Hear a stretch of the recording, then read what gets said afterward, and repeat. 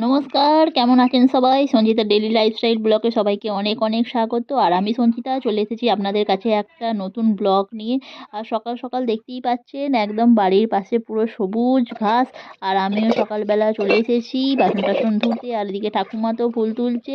আর এখানে একটু চায়ের বাসনগুলো একটু ধুয়ে নিলাম।